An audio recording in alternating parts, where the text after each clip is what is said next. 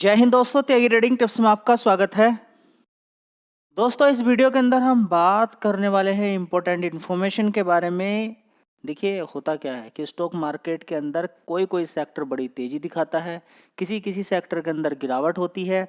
अगर आपने देखा होगा कि किस तरीके से रेलवे सेक्टर के अंदर ज़बरदस्त तेजी बनी, एक तो बन रही है, अपॉर्चुनिटी है, बन चुकी है, निकलने का मौका है,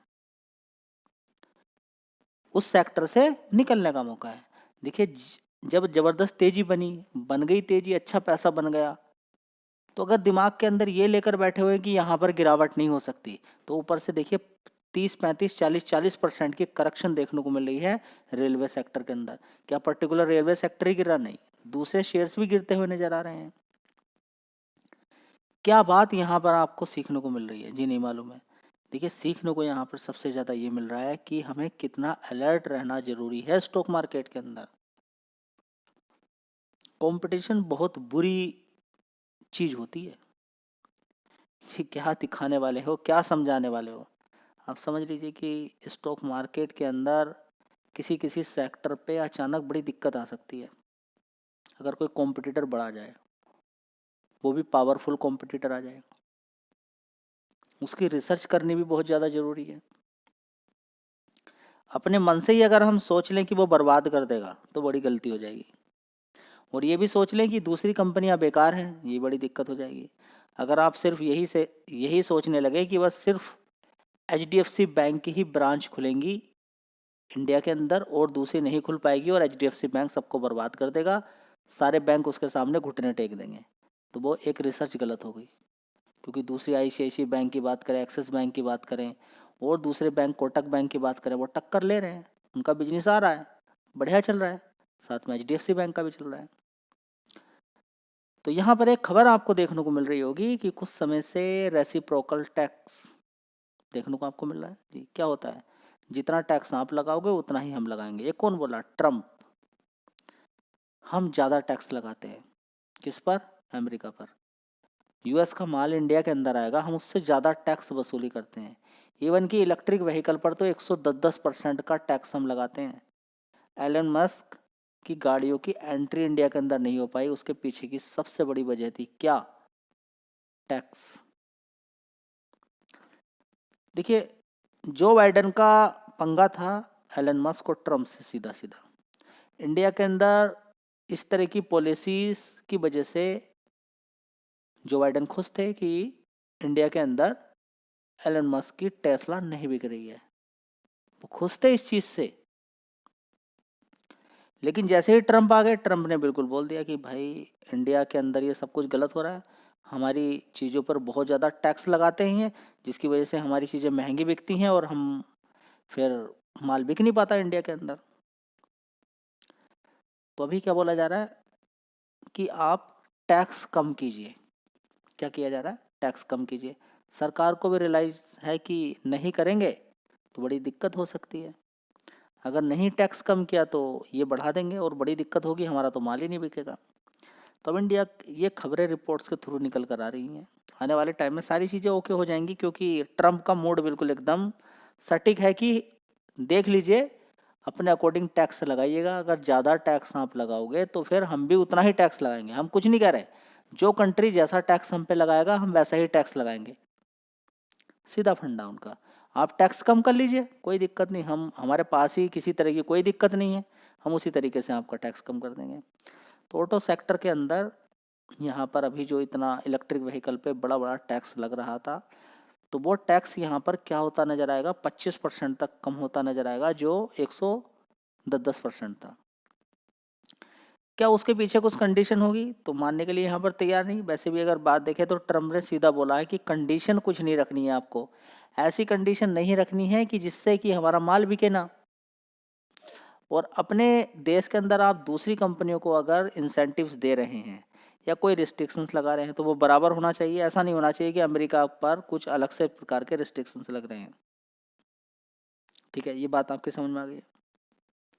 लेकिन इंडिया ने पहले ही बोला था कि टेस्ला इंडिया के अंदर वेलकम है, आइए यहाँ पर स्टार्टिंग में आपको थोड़ा सा ज़्यादा टैक्स देना पड़ेगा अगर आप डायरेक्टली पूरी की पूरी गाड़ी इंडिया के अंदर एक्सपोर्ट करते हैं।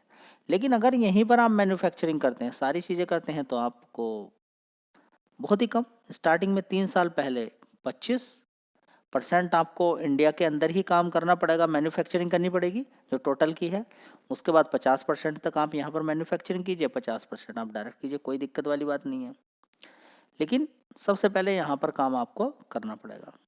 इंडिया के अंदर ही आइए, आप प्लांट लगाइए और बेचिए गाड़ियों को, कोई दिक्कत नहीं है। जैसे ही दूसरी गाड़ियों के साथ ट्रीट किया जा रहा है, आपको टैक्स वैक्स देने की कोई आवश्यकता नहीं है। लेकिन धीरे धीरे क्या करना है आपको, आप इंडिया के अंदर माल बेचिए, लेकिन अगले 5 साल के अंदर आप, सरकार को भी मालूम है कि एकदम से प्लांट नहीं लगता है, एकदम से प्रोडक्शन नहीं होता है, सारी चीज़ें हैं।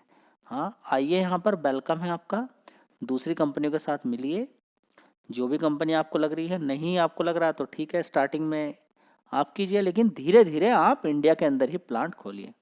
ये एक अपना अपना मानना है, किसका अपना मत है, सरकार का। लेकिन क्या इसको ट्रम्प मानेंगे, सबसे बड़ी बात है। ठीक है, तो यहाँ पर घुटनों पर ला दिया है ट्रम्प ने। ओवर मिला के टैक्स कम करना पड़ेगा, टैक्स कम करने से सरकार को यहाँ पर घाटा है, लेकिन लोगों को यहाँ पर फ़ायदा होता नजर आएगा कि विदेशी चीज़ें सस्ते में मिलती नजर आएंगी। जो इंडिया की कंपनियां भी हैं वो भी सस्ते में बेचेंगी, नहीं तो उनका बिजनेस हार्म हो जाएगा। अब यहाँ पर टक्कर है एलन मस्क टेस्ला से, टाटा मोटर्स की बात करें, महिंद्रा एंड महिंद्रा की बात करें, मारुति की बात करें, दूसरी जो भी इलेक्ट्रिक व्हीकल वाली गाड़ियां हों या फिर डीजल पेट्रोल से चलने वाली गाड़ियां हों, अगर इंडिया के अंदर गाड़ी आ जाती है, ज़बरदस्त उनकी बिक्री होती है, तो फिर डीजल पेट्रोल वाली गाड़ियां भी साइड में रखी हुई नजर आएंगी। झटका लग सकता है, लेकिन नहीं भी लग सकता है। अब डिपेंड करता है कि ये कंपनी अपने आप को कितना सुधारती हैं, मार्केट के अंदर क्या क्या चीज़ें, नई चीज़ लाती हैं, या फिर टेस्ला की कितनी रिक्वायरमेंट बढ़ती है। इसी में देखते हैं तो एक सेक्टर को और बड़ा बूस्ट मिलने वाला है। क्या?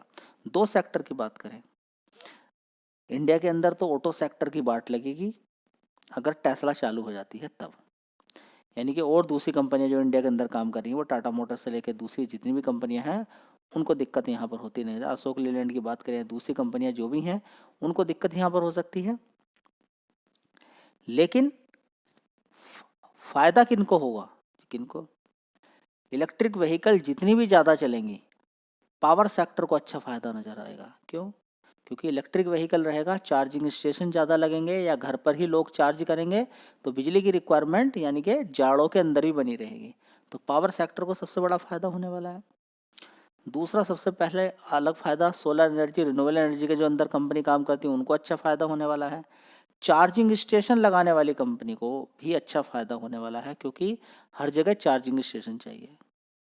तो पावर सेक्टर की, चार्जिंग स्टेशन बनाने वाली कंपनियों की, इनकी मौज आ सकती है अगर टेस्ला या फिर और ज़्यादा इलेक्ट्रिक व्हीकल दौड़ते हुए सड़क पे नज़र आते हैं, या फिर एक नया रूल बनता है और इंडिया के अंदर टेस्ला आसानी से अवेलेबल अगर हो जाती है सस्ते दाम पर। तो देखिए, अभी तक क्या था, 110% का मतलब ये है कि अगर 20-25 लाख की कोई गाड़ी है तो सीधी 50 लाख की हो गई। 50 लाख की हर कोई खरीद नहीं सकता है। जब तक कि ज़्यादातर लोग नहीं खरीदेंगे, उनका भी मार्केट नहीं बनने वाला। उनको भी पता है कि ज़्यादातर लोगों को गाड़ी मिलेगी तभी जाके बात बनेगी। ठीक है, अब देखते हैं आगे क्या होता है, क्या नई चीज़ें आती हैं, क्या क्या चीज़ें संशोधन होता है। लेकिन हाँ, यहाँ पर कम करना पड़ेगा, क्योंकि ट्रम्प का कहना नहीं मानेंगे तो बहुत बड़ी गलती हो जाएगी। तो ओवरऑल मिला के ईवी वाली जितनी भी कंपनियां हैं इंडिया के अंदर, उनको झटका लग सकता है। जय हिंद, वंदे मातरम।